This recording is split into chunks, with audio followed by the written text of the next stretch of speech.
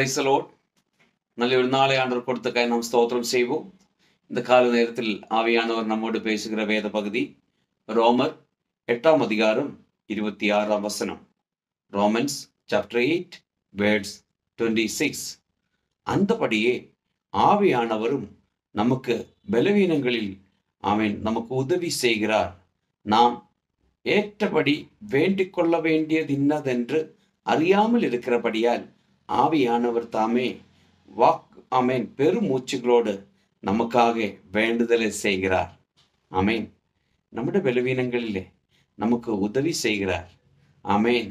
நம்ம எப்படி ஜெபிக்கணும்னு தெரியாம இருக்கும்போது, தவிச்சிட்டு இருக்கும் பொழுது, நம்மளால முடியலன்னு நம்ம யோசிக்கும் பொழுது, ஹல்லேலூயா, ஆவியானவர் பெருமூச்சுகளோட நமக்காக வேண்டுதலை செய்கிறார்.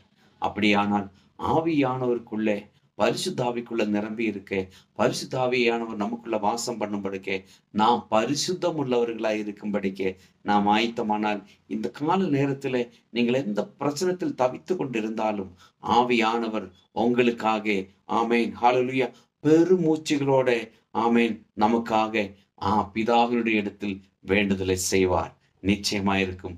அதுக்காக நாம் ஆயத்தமாவோம். நல்ல ஆண்டவரே நன்றி செலுத்துகிறோம். இந்த கால நேரத்தில் இன்னைக்கு கேட்கிற ஒவ்வொரு பிள்ளைகளையும் இந்த வேத வசனத்தின்படி பிதா குமாரன் பரிசுத்தாவின் நாமத்தில் ஆசீர்வதித்து ஜெபிக்கிறோம். இயேசுவின் நாமத்தில் பிதாவே.